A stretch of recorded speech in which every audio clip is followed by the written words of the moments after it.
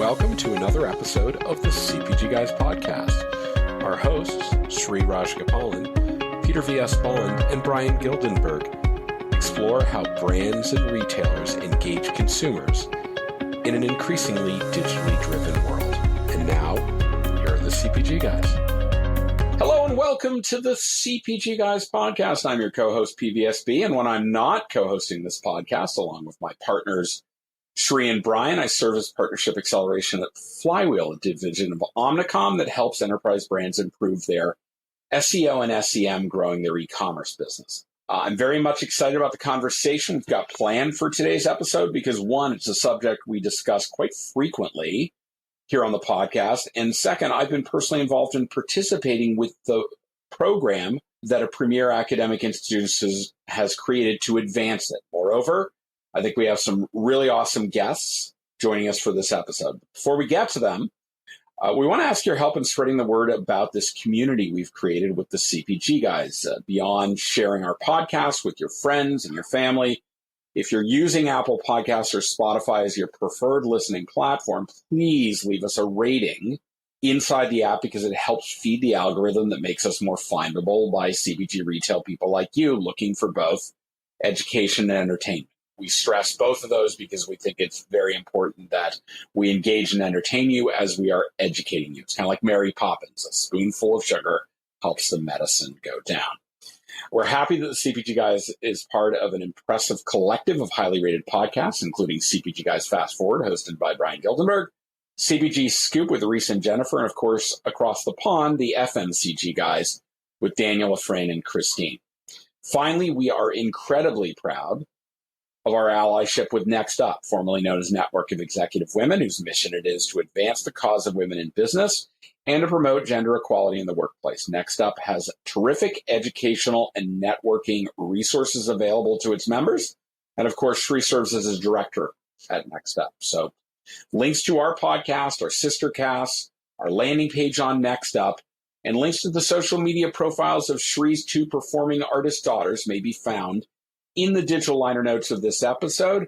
90+% of you listen on your mobile device. Don't have to write anything down. Don't have to clip a QR code.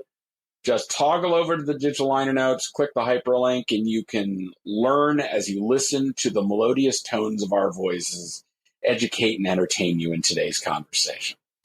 All right, so why don't we get to that conversation? You know, if you listen to this podcast, you know we often talk about an academic program that I attended back in the summer of 2022. While I was scouring the interweb for all sorts of interesting insights about Omnichannel that I could share with this audience, I came across an in-person program that was being produced by the Johnson Graduate School of Management at Cornell University. When I looked at the details behind the program and the prestigious set of CPG brands and retailers scheduled to participate in the program, I knew the networking opportunity alone was worth the price of admission. But when I showed up, it became readily apparent to me that I was getting much more than I bargained for. In fact, I loved it so much that I bought the company. No, I didn't buy Cornell, I'm just kidding. But I did get invited back the next year, and I got to speak to the second class. And I absolutely jumped at that chance, and that was a lot of fun. We're actually partnering with the Johnson School at Cornell University for this episode, as I am pleased to report that they will be offering the Omnichannel Leadership Program yet again for the third year in a row, this coming June 10th to the 13th at Cornell Tech, which is in the heart of the world's business epicenter, New York City. Joining us for the conversation are three people associated with the program. First, we have Dan Hooker.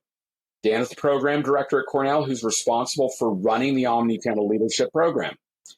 Joining him from the academic side is Professor Karan Girotra, the Charles H. Dyson Family Professor of Management at the Cornell Johnson School of Management and at Cornell Tech. And last, but certainly not least, we have Clare Galvão, VP of Customer and Channel Strategy at Kellanova, the snacks business that was formerly part of Kellogg's.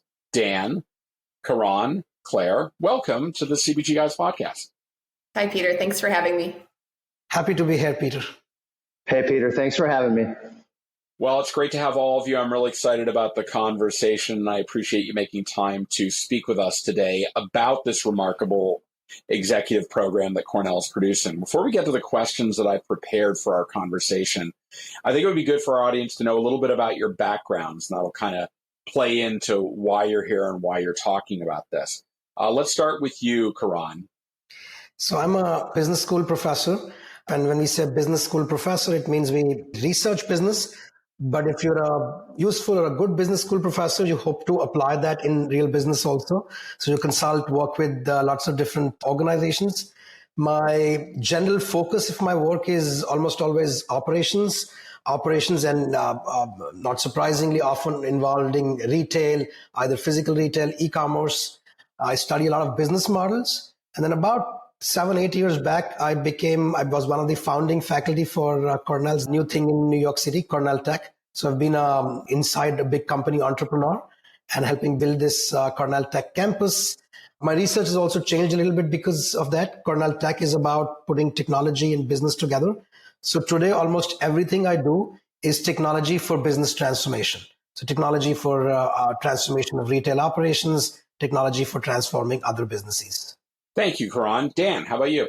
Hey, Peter, thanks. Like Karan, I teach at Cornell too. So when you send your students or your daughter, Peter, up to Cornell University, when she gets into college, I'll be teaching her food marketing and supply chain. And then I also teach, when she goes to graduate school, a graduate course in marketing. So the other half of my life, I spend working with executives on some of our food industry management leadership programs, one being the Omnichannel program and the other being our food executive program that we have up in July on our campus in Ithaca. So I sort of straddle both worlds between academia and industry. And prior to coming back to Cornell in 2019, I was 30 years in the industry doing everything from product ideation and strategy all the way to store execution, marketing, and everything in between for a handful of retailers, lastly, as part of Walmart's e-commerce team. Thanks for having me. Thank you, Dan. And I'll see what I can do about getting Cornell onto the approved list of academic institutions for my daughter. You know that I live in Guilford, Connecticut, and it is reputedly the town after which the TV show The Gilmore Girls is based. And much like that show, there only seems to be one academic institution that's on my wife's mind, and it's located 3 towns to the west, but we'll leave that as it may be. Claire, how you doing? Tell us a little bit about what you do at Kellanova. Great. Thanks, Peter. I lead our commercial strategy and capabilities teams at Kellanova, which includes category management, commercial capabilities, our multi-pack and immediate consumption portfolio strategy, and commercial operations excellence. Prior to Kellanova and Kellogg's, I spent many years at Coca-Cola, both on the bottler side and the Coca-Cola company side in sales and marketing roles in the US, in Europe, and also in Southeast Asia. Claire, thank you for that. And after this, I think you and I are going to have a very deep conversation about price pack architecture, because I think that's right up your alley. But anyhow, thank you all for the overview. In the digital liner notes of this episode, we're going to include links to each of your LinkedIn profiles, the Kellanova and Cornell Exec Ed LinkedIn pages, along with the link to the Omnichannel Leadership Program website. So if you're listening to this episode, you don't have to write anything down. Go to the liner notes. There is a hyperlink to the website where you can learn more about this program, which I so absolutely advocate for. And you can access that while you're listening to us. So you can multitask. That's the great thing about it. So without any further ado, let's kick off the questions. I'm going to start with you, Dan. I'd love to hear, what was the impetus behind creating the Omnichannel Leadership Program, and how did you also start bringing brands and retailers into the development of the curriculum and the execution of the program? Well, Peter, when you were out there searching the interweb, looking for leads on accounts and things to do, or looking for a place to go to dinner, I was brainstorming with some of our clients. At Cornell, we do quite a bit of work with major retailers. And I think it was about 3 years ago, we started talking about how do we upscale executives in the world of omnichannel, retail omnichannel marketing. We looked with some of our partners, and we couldn't find a lot of training opportunities or different classes to send executives to. So we decided to create one. And that was how the Omnichannel Leadership program came to life. In fact, early on, we even reached out to Karan to look for help in putting that together as a faculty member on our Cornell Tech campus in New York City. But the story is a little bit more complex than that. We do a lot of work with Ahold Delhaize, and Ahold Delhaize was going down that same path with us in looking for opportunities in omnichannel leadership for upskilling their associates. And we connected and we said, hey, let's put a program together. Let's work together and make a training session that had two components. One was deep learning from our faculty, like Karan, so we could really dive in deep into the issues and get some education from our faculty member.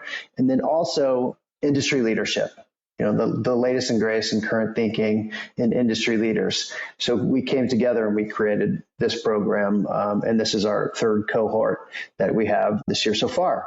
So that's when you were there, when you finally made it to the class that first year, there was a handful of industry executives that were part of the program too. So that's how it all came together.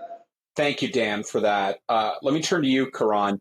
How do you actually then go about developing the academic component of the program? I mean, you and your fellow academics present what I consider to be a great deal of research that was dispersed throughout the 3-day event. You had industry practitioners, and then you had academics kind of putting it together. And what do you have new for the program this year? Right. So our general approach in putting the research together is we look at what's new, and we try to, there's a lot of new stuff in research. We look at what's new and then what's relevant. There's a lot of stuff researchers do, but not everything is actionable immediately. Some stuff is just pure kind of fun to do. And then there is stuff which will be relevant further out. So we try to look at what's super relevant this year, and we kind of give you snippets of that. We try to give it a nice packaged version, typically aligned with what the industry executive would say. So somebody is coming in talking about a certain kind of assortment planning problem or something around deciding a portfolio. There will be some industry leader who will talk about what's new at, for example, Kellanova doing in that problem. And then we'll say what are new perspectives on that problem from the academic side. So that's our general approach to kind of distill research into the stuff you need to know now, and in small bite-sized chunks, generally put right next to the practical application of that. While we're doing that, we have a secret goal. We're essentially teaching you not just the new learning this year, but also teaching you a way to think that whatever you thought in the past often changes, how people advance thinking. So it's also teaching a way of thinking. That's a general approach in why we bring research. Get you the new information and show you how information evolves so that you can respond to things or how the science or how the thinking around things evolves. So you can respond to things as the world changes in the future. Now, the more interesting part of your question, what's new this year? I'm super excited to do it because this year for the program, we've called it Omnichannel. And for sure, the genesis was where retail is using all sorts of channels, of course, many mediated or enabled by technology. And in a way, this year, I think what we're going to go is probably head on into technology, and in particular, one technology. You all know which one I'm thinking about. This year, our star or the main thing we'll talk a lot about is AI. How AI is going to change retail, how it's going to change, and it will probably go a lot broader than channel. In fact, I can't even tell you what exactly we'll say in 6 months because it's going to be different than what I'm saying right now. So it's fast moving, but when we do the program, our goal would be to deliver you the latest relevant capabilities, problems, and applications for what is happening in the AI world. So that's going to be the content side new. And we have a second new thing this year, which pedagogically, I think is also interesting. So what we do here is we bring 50, 60 fairly senior leaders from 20, 30 different organizations into a room. And so far what we were doing was we were giving them some education. They were talking to each other, but it was a little bit, in a way, one directional. And so what our intention is this year is to do what we call the studio method, in which we'll teach a little bit, but then you'll put these things into action in class. You'll actually do some work. You'll do some work and then you'll get critiqued on it by your peers, by people. For example, you could think of, okay, we've learned something about an AI capability. How am I going to use it tomorrow to change a retail store process? You'll come up with one of those things. You'll get feedback. We're planning to, and I hope this doesn't scare some people, we're planning to kind of work through some, fueled by pizza and beer, through some evenings, get some work done. And so, yeah, that's the studio approach. And AI and studio approach is what's going to be a lot different than what we did, for example, last year and even to several years back.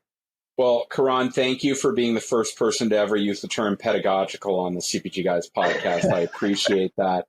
And I'm glad you said AI is the new approach, because if you'd said NFTs or metaverse, I would have told you need to take a time machine and go back a couple of years. So I'm glad that you were on point for that. And I can honestly say, all kidding aside, I remember in the first year that you offered it, and you talked about teaching a way of thinking, the approach to innovation, and whether it was a prototype or it was a first generation, I really didn't understand a lot of those terms before, and now I'm using them more appropriately, and it helps me frame out exactly how I approach an issue right from the get-go. So I still, to this day, apply many of the things that I learned in that class practically in what I'm doing on a day-to-day basis in my job.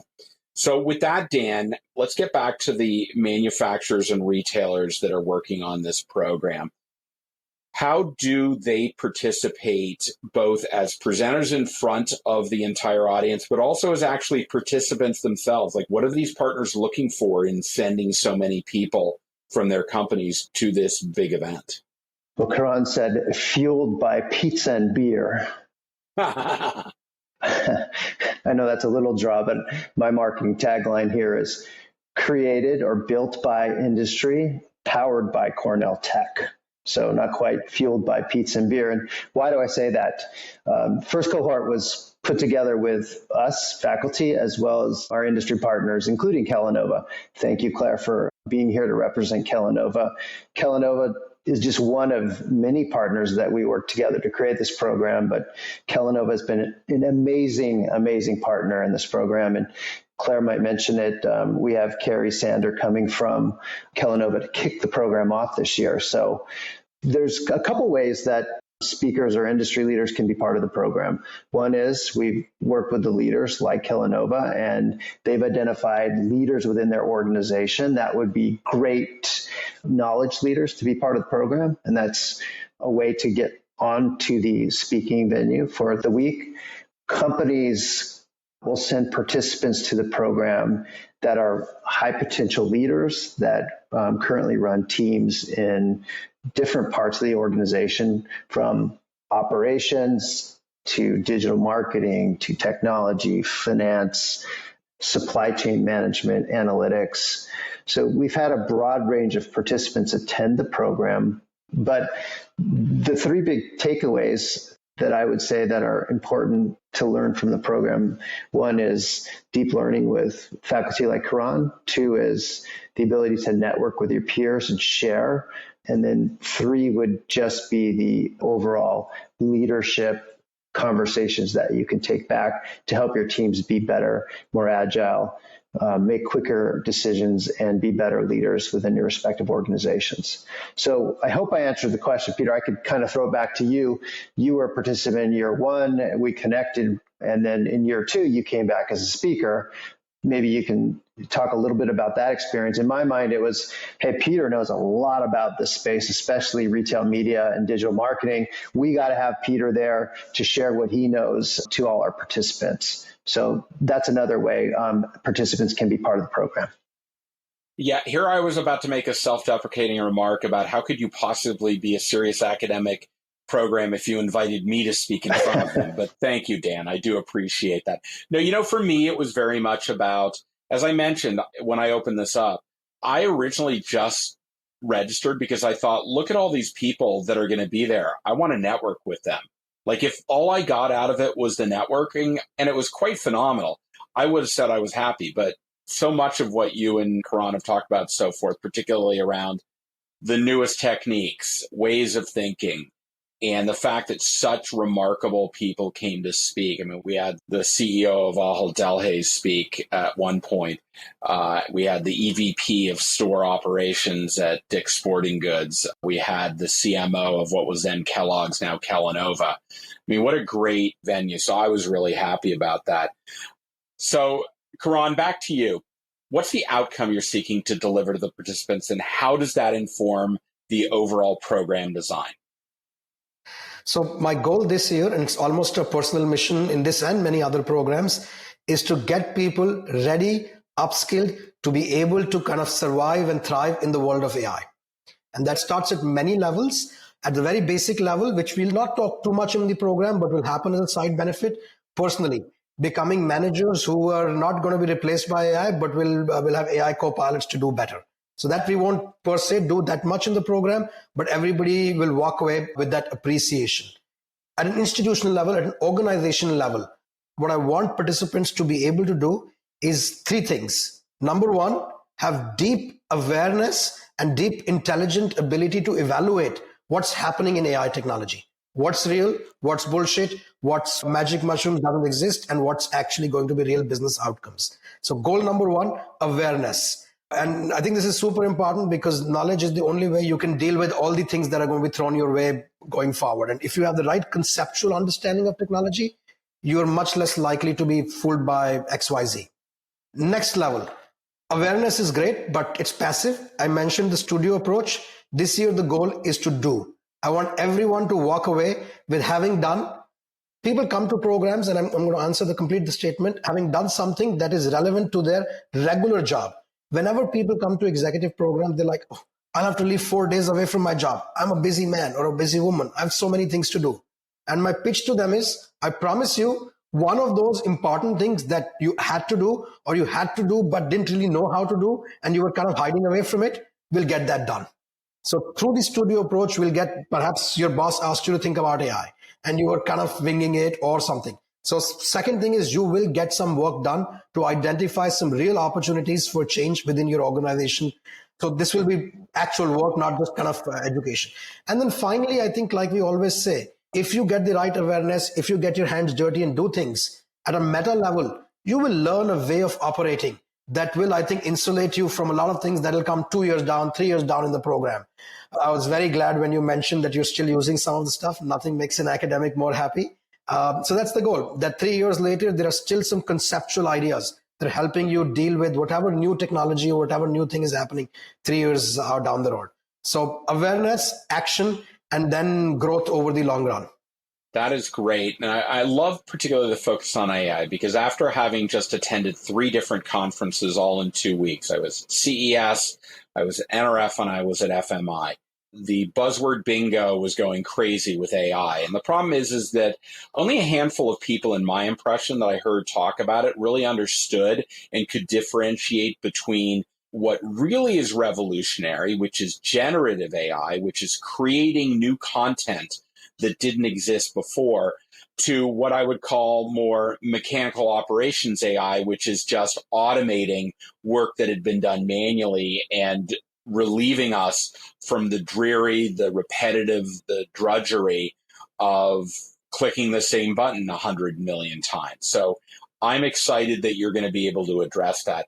Just want to remind our audience that we are speaking with Clare Galvão, Karan Girotra, and Dan Hooker, all of whom are involved in one way or another in the Omnichannel Leadership Program being hosted this June 10th to the 13th at Cornell Tech in New York City by the Cornell Johnson School of Management. All right, enough of Dan and Karan. Let's get to Clare. Clare, welcome to the podcast.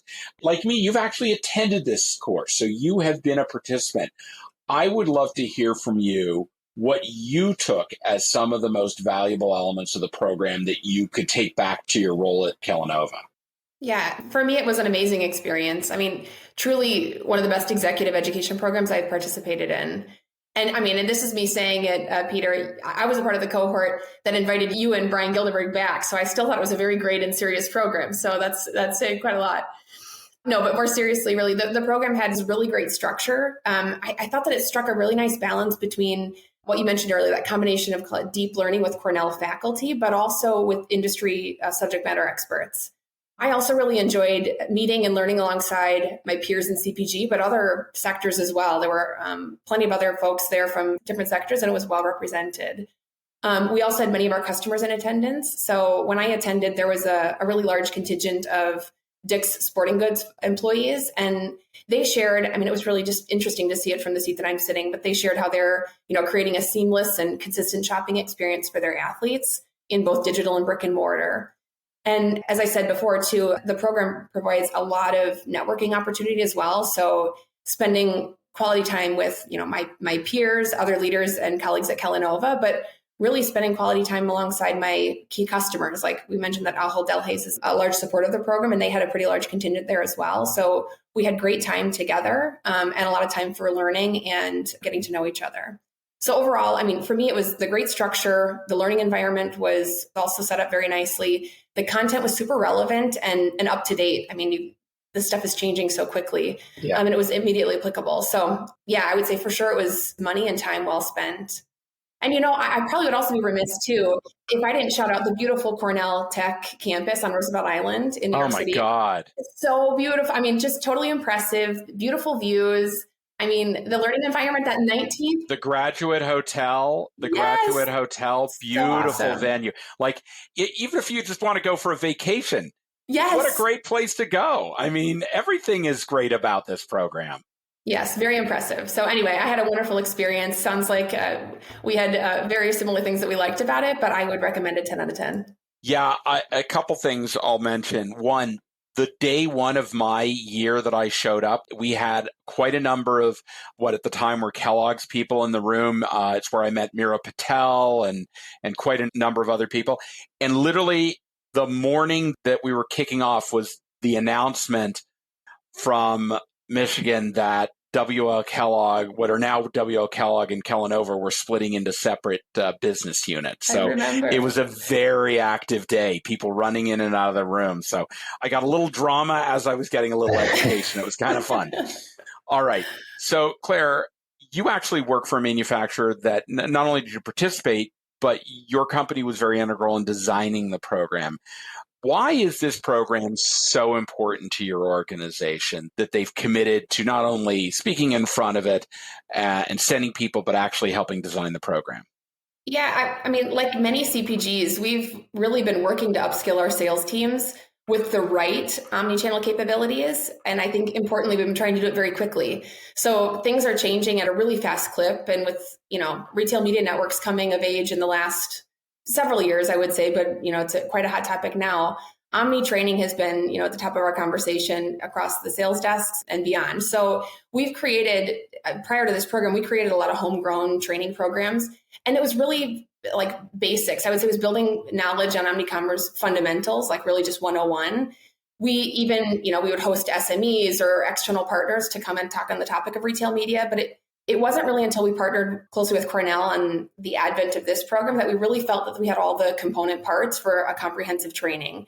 And it really keeps things fresh and up to date. And that to me was probably the most important. It was just like, there's things changing so quickly that we were not able to keep up with it on our own. So this partnership has been absolutely awesome. This year, in fact, we're sending another 11 of our team members.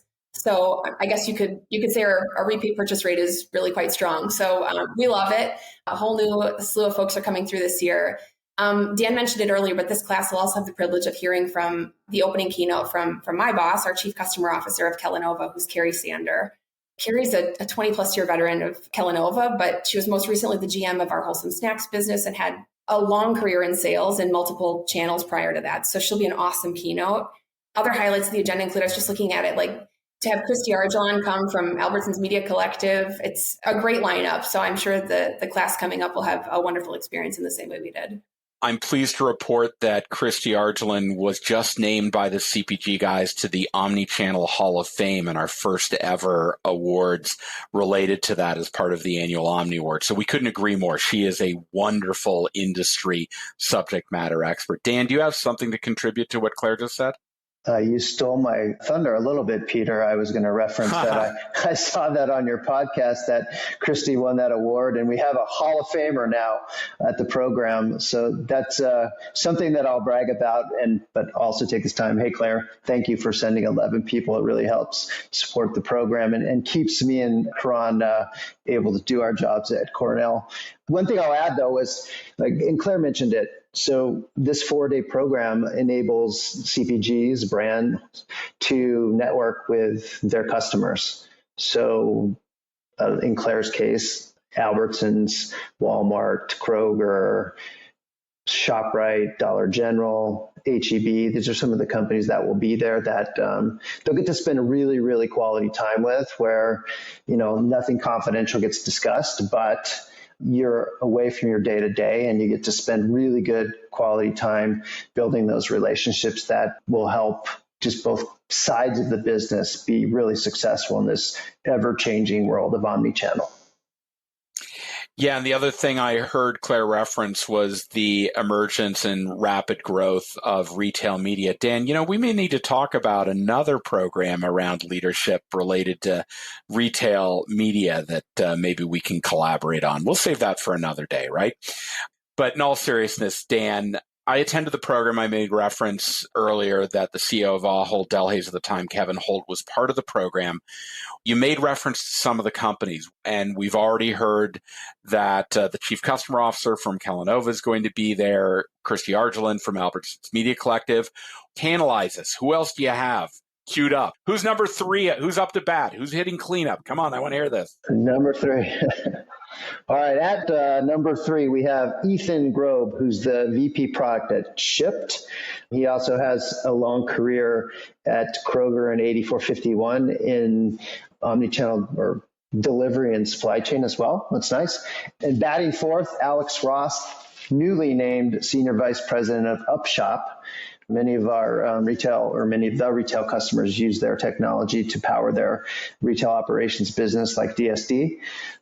Susan Long from Albertsons is going to make another appearance. And when she was there last year, she actually dove into the trash can to prove a point about sustainability and recycling. And she got up from the stage and she opened up the trash and started picking through it. And we're like, what the heck is she doing? But she was proving a point about the importance of the little things that can make an impact in sustainability and ESG. And then we learned last week that Tanya Herring from Peapod Digital Labs will be joining the program too. And I believe, Peter, she was recently on CPG Guys too. So was Suzanne. She came on and spoke to us. She informed me of something that I had no idea. Do you know what the biggest consumption of contribution to emissions coming from the Albertsons company is? I thought it would be all the trucks delivering products to the store. It's actually not. It's those refrigeration units in the stores and the leakage that occurs. That is probably one of the biggest areas. It's the biggest area that they experience where they are focused on trying to reduce emissions and drive better conditions for the environment we live in. So yeah, Suzanne is terrific. I loved hearing her talk, and it sounds like you've got a really great lineup of everyday practitioners from the industry in particular. So Dan, that leads me to my final question for you. We've talked about what the program is. We've talked about the academic component. We've talked about the professional component. Claire has been so kind to share with us her perspective on why it's so important to her company and her as an actual participant, the value she got out of it. So from your perspective, what is the professional archetype that should be really interested in attending Omnichannel Leadership Program at Cornell Tech this summer? And what advice do you have to get them interested in learning more? Let me take a quick step back and I'll highlight the 4 themes of the program, and that would give us a little bit of a background of the people that Sure. we think are perfect for the program. First is customer first. So in the program, we had non-food retailers like Dick's Sporting Goods. They're focused on the customer. Day 2, strategy and technology. And that's a lot of Karan will be taking over and teaching. Business models, experimentation, and validation, day 3. And then day 4, the theme is dedicated to bold transformation. So to specifically answer your question, Peter, leaders that are within a company or an organization that have a leadership role. I know titles vary by company, roughly director, senior director, vice president level. So this is a senior group that manages people that are focused on transforming their organization using technology like what we're going to talk about on the program at AI, and can take our leaders within an organization that will be responsible for teaching, training, and developing people. Karan, did you want to add something? Yeah, I think not so much on that's exactly the right group of participants. But one thing You both, Claire and Peter, shared the participants' perspective here. But one thing that might not be apparent to the listeners here is that this is a pretty intimate setting. This is not a conference where you're seeing the CEO as one of 400, 500 people in the audience. This is 50 people. This is people sitting around a table, 25 people sitting around in a room. And particularly with the studio approach this year, you might be like 10 people from different companies working on a challenge for this evening with shared pizzas. We'll get enough pizza, but you'll be eating from the same box potentially. So I think networking, it's not networking like at a industry conference. This is actually working together, not forced networking. You just have to do the exercises and you all hate the professor teaching you, so you all network. It's a little bit more like the bonding in homework rather than bonding on networking alone in a way. Yeah, let me emphasize that I probably got to ask at least one, if not multiple questions to each of the prominent industry luminaries who came before us, and then even talking to them during breaks. But I do want to say that just the network of people that I got to meet that I still keep in close contact today. Dan, you and I are still very close. I talked to Parag Shah, who at the time was at Giant Food, Bria Keating at Monster, just so many terrific people that are now part of my community that I can draw from when I have questions or ideas that I need feedback from. So just that community alone has been invaluable to me. So thank you for that. All right. I want to remind our audience, go to cpgguys.com. You can find all of our content. Our episodes are organized by topics like retail media and category management and AI. And of course, if you think you have some thought leadership to contribute to our ongoing community discussion, drop us an email at contact@cpgguys.com. And maybe you can join us for a future episode of the podcast. And of course, don't forget to drop us a rating on Apple, Spotify, or at cpgguys.com, on the navigation bar on our site. Thank you to the 28,000 plus followers of this podcast. We just crossed 1 million downloads. I'm still in awe of that. Mom, thank you for clicking download. But I also want to say, as we close this out, Omnichannel Leadership Program this summer, Cornell Tech, New York City, June 10th to the 13th, in the digital liner notes of this podcast episode. Link to the program website. Also, if you're on cpgguys.com, it's on the navigation bar at the top. Please check it out. I've already got quite a number of people that I know that have already submitted their applications.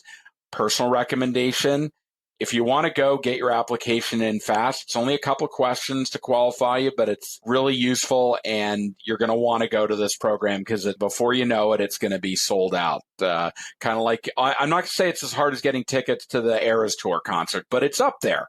It's up there. All right. So thanks to each of our guests. I'll start with Karan. Karan, thank you so much for joining us and giving us the academic perspective. Thanks, Peter. This was a really fun conversation. Dan, as always, I enjoy our conversations, but so great to see that you're putting this program out a third year. And thank you for letting the CPG guys be a part of helping you amplify its existence. Thank you for your support, Peter. It's great to see you again. And Claire, lastly, great to speak with another participant. I'm glad to know that just Brian and me riffing in front of you at last year's session was modestly entertaining and even partially educational. And I want to thank you for coming on today to give your perspective and Kellanova's perspective on the value of the Omnichannel Leadership Program. So thank you. Thank you. I appreciate you having me. And to our audience, thank you again for joining us. I'm sure Sri will be back for our next episode, but until then, please keep listening. Check out some back episodes. I know a lot of people didn't have time over the holidays. They were too busy shopping. We had so many great industry luminaries speak during the months of November and December. Go back and check what we've published. You're going to find some really great conversations. And we look forward to speaking with you on the next episode of, wait for it, the CPG Guys podcast. Goodbye.